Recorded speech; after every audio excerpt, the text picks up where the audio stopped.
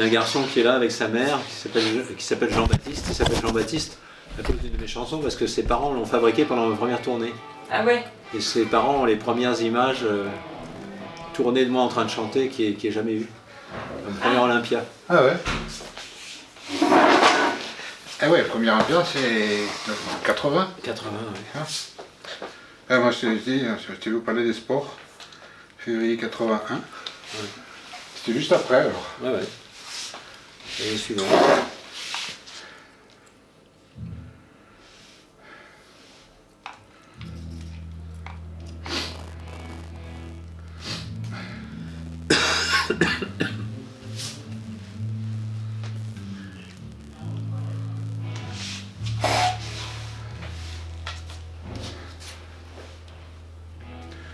Jean-Patrick, bonjour. Bonjour. Que deviens-tu depuis février? Oh, bah, je fais des rencontres. J'en fais une par mois, quelquefois deux par mois. Dernière c'était à Cavaillon, celle-ci c'est à Chambéry. Ça se passe de mieux en mieux. Il y a quelques musiciens qui commencent à nous suivre de rendez-vous en rendez-vous. Et ça s'enrichit de plus en plus. Et celle-là à Chambéry c'est la dernière. C'est la dernière parce que j'ai besoin d'avoir l'esprit libre pour peindre. Je veux revenir à la peinture que j'ai interrompu il y a, disons, un certain nombre de décennies pour chanter. Et je préfère devenir un peintre qui chante de temps en temps qu'un chanteur qui peint quand il a le temps. Tu vas mettre ta peinture en musique? Je pense pas mettre ma peinture en musique, mais j'écoute beaucoup de musique en peignant. J'écoute de la musique arménienne, j'écoute de la musique de l'ouest de l'Afrique, j'écoute Tom Waits, j'écoute Ralph Vaughan Williams, j'écoute voilà, quelques favoris comme ça qui reviennent, et en fonction des moments. C'est marrant comme c'est lié d'ailleurs le genre de musique qu'on écoute avec le genre de peinture qu'on fait au moment où on l'a fait. Il y a des choses qui vont avec une démarche de peinture, puis l'autre il faut absolument changer la musique, quoi, je le sens. Des moments où ça va plus avec ce que je suis en train de faire, donc je change la musique et je me lance dans un autre moment de peinture, parce que je fais une peinture dans laquelle il y a beaucoup d'éléments très différents mélangés, et donc c'est beaucoup d'attitudes différentes, comme c'est des grandes toiles en plus, et ça exige beaucoup d'attention et la musique ne disperse pas l'attention, curieusement, au contraire, elle permet de la diriger vers un point focal comme ça. Ton atelier c'est toujours Rueil? C'est à Rueil, oui, tout à fait. C'est à Rueil, là où j'ai fait brûler des images inspirées du Suaire de Turin. Je continue à faire un petit peu dans l'alchimie picturale, comme ça. Je peins beaucoup avec du goudron, avec des dépouilles animales. Là, j'attends des chauves-souris sur une prochaine toile qui va s'appeler La naissance des saisons, qui est inspirée du mythe de Perséphone. Perséphone enlevée par Hadès, seigneur des enfers, et qui, lorsqu'il l'autorise à remonter, pour une histoire un peu longue, l'autorise à remonter 6 mois par an à la surface de la terre, comme elle est la fille de la déesse de la fertilité, ça crée les saisons. C'est un très beau mythe, je trouve. Et là, je suis dans un moment passionnant de peinture, parce que depuis que j'ai cessé de peindre avec constance, j'ai peint pendant ces 40 ans, j'ai peint à mes moments perdus. Depuis que j'ai cessé de peindre avec constance, il y a des tas de techniques, des tas de des nouvelles matières qui sont apparues, ou qui existaient mais dont je ne me servais pas. Je me sers de peinture d'appartement, je me sers de ça. Je me sers de crayons à l'huile, c'est de la peinture à l'huile mais dure. Tu peux t'en servir comme d'un marqueur, ça donne des matières très particulières. Je me sers de lacs très diverses, de pigments qu'on jette sur la toile. C'est des choses qui sont nouvelles pour moi, et c'est passionnant de découvrir les possibilités à chaque fois. Chaque tableau remet en question tous ceux que j'ai fait avant, quoi. C'est systématique.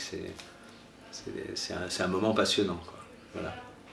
Comme pour la musique, les tableaux se superposent petit à petit, c'est pareil? Oui, c'est exactement ça. C'est très curieux parce que j'ai retrouvé la technique que j'avais dans les derniers grands tableaux que j'ai peints juste après la mort de mon père, donc il y a 30 et quelques années, 35 ans. La technique, c'est exactement ça. J'ai retrouvé ça, cette manie de... Je peins tout un truc et puis finalement je recours avec autre chose et je garde quelques bribes et puis ensuite de ce truc-là je garde encore quelques bribes, etc., avec une idée directrice au départ qui quelquefois se transforme, je dois dire, et puis quelquefois se transforme pas. Mais ce qui est important pour moi, c'est que ça me donne, au résultat, ça donne quelque chose qui me surprenne. Je cherche pas à avoir une sorte de confort. À retrouver une sorte de confort. Je ne cherche pas à arriver à quelque chose où je me dise, voilà, c'est exactement ce que je voulais. Ce que je préfère, c'est, tiens, je peux accepter ça, mais quand même, ça me surprend, je ne l'avais pas prévu.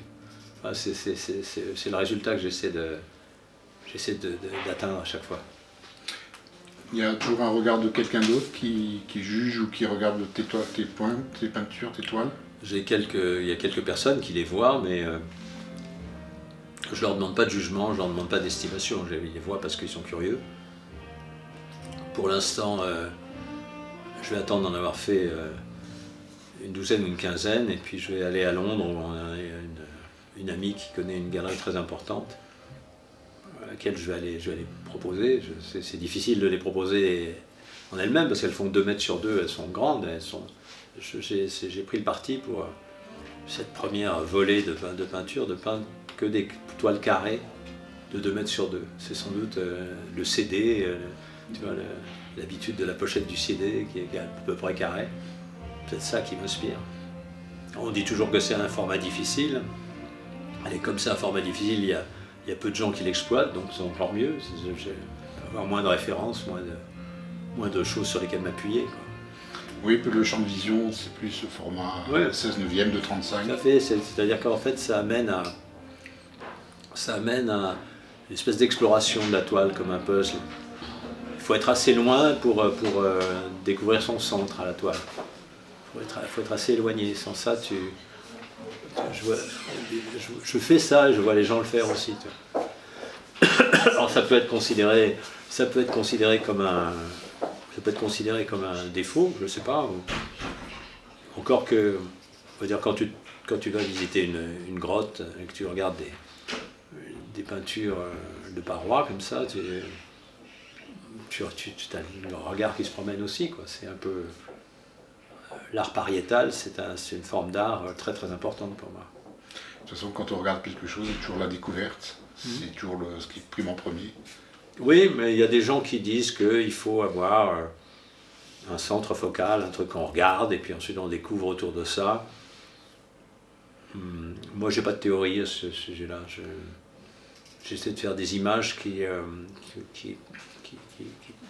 sont entre le sens et l'émotion esthétique. J'essaie de dire des choses. J'essaie de dire des choses. C'est un peu comme dans mes chansons. Je dis des choses auxquelles je trouve un sens, mais ça ne veut pas dire que le sens que je leur trouve est le sens obligatoire. Je veux dire, il y a chacun peut y trouver un sens et il est aussi valable que le mien, le sens qu'on lui attribue, quoi. Comme pour les peintures, les paroles que tu mets sur tes musiques, tu peux les changer? Je l'ai souvent fait au début de ma carrière parce que j'écrivais beaucoup. J'écrivais beaucoup pour chaque chanson, j'écrivais beaucoup. J'avais toujours trop de matière. Donc je me souvenais pas toujours de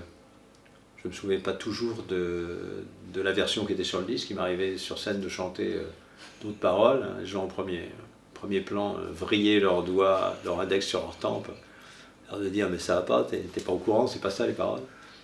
Et aujourd'hui, quelquefois, je pense peut-être améliorer légèrement certaines chansons. Il m'arrive de changer une phrase dedans, ou de la construire différemment, parce que c'est ma sensibilité d'aujourd'hui qui est comme ça, quoi.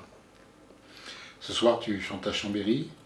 tu vas faire un beau cadeau pour ton anniversaire, futur anniversaire. Tu vas enregistrer un double live, un live du moins. Oui, on va enregistrer ces 17, je sais pas combien, je crois qu'il y aura 17 chansons. Pour la première fois, je vais chanter une chanson qui n'est pas de moi. Je ne sais pas si c'est de la modestie ou de la fierté, mais j'ai jamais chanté sur scène une chanson que je n'avais pas écrite. Celle-là, c'est une chanson de Tom Waits qui s'appelle Time.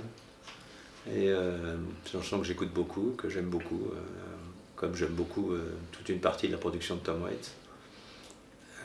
J'ai hésité entre Jersey Girl et Time, et je pense que Time me parle plus en ce moment que Jersey Girl.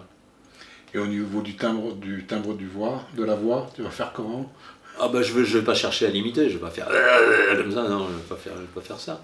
Je vais chanter comme je chante, tu vois, c'est une chanson qui doit se chanter un petit peu avec une voix un peu voilée de toute façon, parce que c'est dans l'esprit de cette chanson-là, mais je suis pas obligé de faire comme lui quand il veut faire des voix d'alcoolique et des choses comme ça. Quelquefois il pousse les choses un peu loin, il pousse le bouchon un peu loin quelquefois. Mais ce qu'il y a d'extraordinaire avec lui, c'est qu'il n'est jamais ridicule, quoi. Il est toujours crédible, même quand c'est dans l'outrance.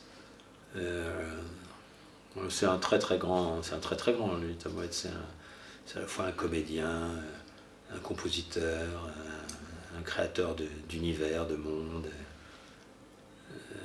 Quand il annonce une chanson qui s'appelle The Nickel, quand il annonce it's a kind of a hobo lullaby.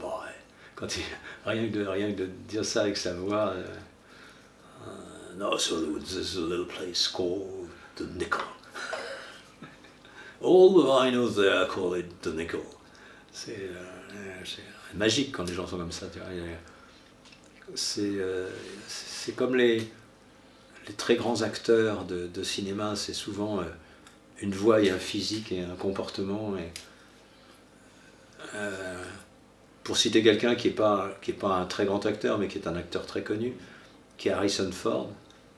Harrison Ford dit toujours, quand on lui demande comment vous avez pris ce personnage, il dit moi c'est toujours Harrison Ford. Il dit moi je suis moi, je lis le texte. Et quand tu vois Humphrey Bogart, qui était un immense acteur, finalement les seuls moments où Humphrey Bogart est mauvais, c'est quand il joue, quand il fait dans l'outrance. Ça arrive quelquefois, et c'est pas bien. Mais quand il se contente d'être Humphrey Bogart, d'un seul coup, il rend le personnage totalement vivant, et c'est magnifique. Oui, son personnage dans Ouragan sur le Cane, c'est un peu ce que tu es en train d'expliquer. Oui, enfin, dans tout, dans à quoi je pensais là. Je pensais à ce truc de The Stuff Dreams Are Made Of, quand il dit c'est donc quoi ça, c'est le Faucon Maltais, c'est ça, c'est dans le Faucon Maltais où il dit de quoi est fait cet objet, The Stuff Dreams Are Made Of, de la matière des rêves. Et tout cette façon presque inflexible qu'il a d'être dans la dureté ou dans la compassion. Il est inébranlable, quoi. Et Tom Waits, dans cette espèce de délire d'alcoolo comme ça qu'il a créé autour de lui, il est crédible dans tous ces personnages comme ça qu'il évoque. Même il y a une chanson dans laquelle il y a une prostituée qui est enceinte et qui réclame de l'argent à un ex-amant, etc., qui explique ce qu'elle est devenue, etc. Et tu te poses même pas la question du sexe, quoi. C'est vrai, quoi. C'est extraordinaire. Donc voilà, ce soir je vais chanter bien modestement une chanson qui s'appelle Time de lui. Et contrairement à tes précédents tours de chant, là tu vas faire donc à peu près 17 morceaux. Tu les as étoffés un peu plus. C'est toujours les mêmes musiciens que tu utilises? Non, c'est à chaque fois des musiciens différents, sauf quelques-uns qui reviennent. Et comme c'est la dernière, il y en a qui ont joué avec moi. Il y a Ellie Jean qui vient, Eddie Tournefier qui vient de Gien pour jouer ça un petit peu. Il y a Romain Beignatou qui est un guitariste aussi. Il y a Daniel Carlier, un saxophoniste qui a joué avec moi. Et puis il y a François Vichy qui a fait 4 ou 5 concerts avec moi qui revient. Et puis les autres, c'est des musiciens locaux que je ne connais pas encore, avec qui je n'ai pas encore joué. Après cette interview, je vais aller répéter avec eux. Et on fait comme à chaque fois, quoi. On répète jusqu'à 5 minutes avant d'ouvrir les portes au public. Et puis après, vogue la galère, on voit ce qui se passe. Ils auront la possibilité de s'exprimer un petit peu plus que sur les partitions qu'ils jouent. Peut-être les guitaristes, peut-être le saxophoniste aussi. On ne va pas faire sur de batterie, sur de basse, etc. On ne va pas faire ça. Il faudrait plus de place, il faudrait 2h30 de concert. Mais c'est quand même, ça reste quand même des chansons, quoi, tu vois, c'est des chansons, c'est pas forcément un vrai concert de rock, j'imagine. C'est pas comme un groupe où on a pris les habitudes les uns par rapport aux autres. C'est un peu les limites de l'exercice, c'est que ça peut fonctionner si on a pas mal de rigueur. Si on commence à ouvrir la porte à toutes les initiatives personnelles dans ce genre de truc, ça devient une jam, et les gens qui viennent, ils viennent écouter des chansons quand même. Surtout pour la dernière, c'est des gens qui retrouvent soit leur adolescence, soit en plus petit nombre les gens qui ont écouté ce que leurs parents écoutaient. Il ne faut pas les décevoir. Ils ont le droit de trouver ce qui... Moi, je me fais un plaisir en faisant ces trucs-là. Je crois que les musiciens sont contents d'être là. Ils viennent gracieusement, donc il faut que le public soit heureux aussi.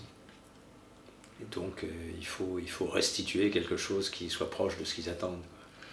Ton souhait également, c'était que le public participe en enregistrant pour un éventuel live que tu vas faire ce soir. Tu utiliserais leurs enregistrements pour les intégrer?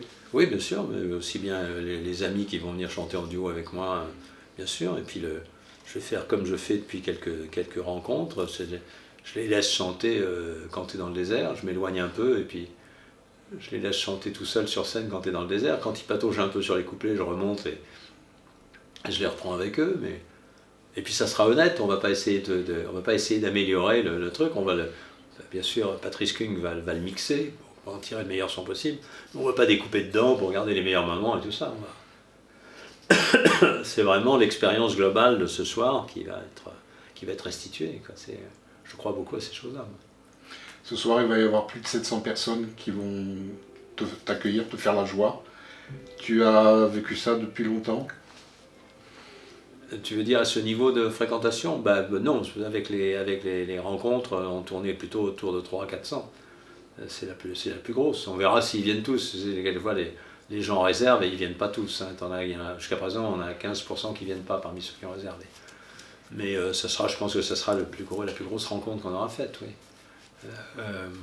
Tant mieux, ça. C'est ce que tout le monde dit. Tout le monde dit, mais t'es fou d'arrêter maintenant, etc. Mais il faut dire aussi que la fille qui a organisé ça avec Stéphanie Longer, à la Munich, qui a organisé ça, elle a vraiment beaucoup travaillé. Ça fait longtemps qu'elle est sur ce projet, ça fait plusieurs mois qu'elle travaille là-dessus, depuis avril, je crois. Donc elle a trouvé des tas de sponsors, il y a une dizaine de sponsors différents. C'est vraiment du travail, pour réussir à faire un truc comme ça gratuitement. Il faut vraiment mouiller le maillot. Et elles ont... Stéphanie est formidable, qui s'occupe de la coordination de tout ça. Elle est prise souvent entre les... T'as les fans hardcore qui réclament de venir au répé, etc. Là, par exemple, il s'est passé un incident ici, c'est qu'ils ont un accord qui ne les autorise pas à être... un accord avec la mairie, je crois, qui ne les autorise pas à accueillir des gens pendant les répétitions. Et les fans n'ont pas compris, il y a des fans qui font 500-600 km pour venir, et n'ont pas compris de ne pas pouvoir être aux répétitions. Donc c'est Stéphanie qui a arrangé tout ça. Et aujourd'hui, il y a des gens qui disent « Ouais, c'est parce que tu n'avais pas arrangé tout ça qu'on ne pouvait pas venir, etc. » Alors que c'est exactement le contraire qui s'est passé, quoi. Mais on se heurte toujours à ce genre d'incompréhension, ça arrive toujours, et puis les choses s'arrangent. Et l'après ? L'après, il y a beaucoup de choses à faire. Je voudrais faire un blog où je donnerai des nouvelles de ce que je fais, où je ferai découvrir des choses que j'aime, des groupes que j'aime, la musique que j'aime, la peinture que j'aime. Je parlerai de ma peinture aussi. Et puis les gens pourront y retrouver mes albums principaux en vinyle. Au fur et à mesure, on va le sortir. Ils vont retrouver ce live, ils peuvent trouver des t-shirts, des machins, tous des trucs classiques, des chanteurs qui j'aime pas l'idée de me transformer en marchand de fringues, mais les gens aiment bien ça. Alors s'ils aiment bien ça, pourquoi pas, tu vois, moi ça me permet, parce que je gagne là-dessus, ça me permet de financer d'autres choses, ça me permet de financer, par exemple le fait de faire des vinyles. Ils me réclament tous des vinyles, il faut bien que je les paye les vinyles, il faut bien que tu vois. C'est une machine qui est faite pas pour dégager des bénéfices, mais pour faire plaisir aux gens et pour me faire plaisir aussi, quoi. Qu'on aille toujours plus loin, c'est vrai qu'on me le dit, et je vais finir par le croire, que ce qu'on est en train de faire avec ces concerts rencontres, c'est un peu unique en France, il n'y a pas grand monde qui le fait. Et on fédère des gens, mais même aujourd'hui, même si les tourneurs officiels en parlent avec un peu d'ironie de ce qu'on fait, n'empêche qu'ils en parlent. Pour ton album Bienvenue au paradis, il y a tellement de monde qui l'a pris que tu es obligé de faire un repressage. C'est le 4e repressage. Là. C'est le 4e repressage, et là on a finalement fait la pochette que je voulais depuis le début, celle qu'on avait mise au point avec Catherine Bottert. Et voilà, là je partais hier de Paris, enfin de Saint-Cloud pour venir ici, et j'ai eu juste la veille, j'ai eu les nouveaux pressages. On a failli ne pas les avoir. Stéphanie commençait à avoir peur, et moi aussi, et c'est arrivé dans les temps. On est content de les avoir, on en a quelques-uns ici. On en a amené 150, quelque chose comme ça. On verra si ça plaît aux gens. Voilà. Merci. Merci à toi. Merci beaucoup. Merci de vous être déplacé une fois de plus. On devait venir à Cavaillon, puis j'ai dû aller en Corse. Ouais. Donc comme il y avait la date de Chambéry, Ouais. un mois d'un mois après. Ouais. Super. C'est bien. Ah, Super. voilà. Bon, laissez aller répéter. C'était pourquoi ça? Ça Oui, c'était Bah, pour tout à l'heure. Tout à l'heure, j'ai demandé pour prendre des photos, je serai tout en haut. Donc je vais mitrailler, j'ai un 45-200 pour bien prendre des photos. Puis là, j'ai filmé. D'accord. Voilà. Et tu auras tout ça sur Parfait. par lien. Je vous laisse fermer. Super, merci à toi. Merci. Oh là. Il faut que je te donne ça, viens voir. Je t'ai montré, non?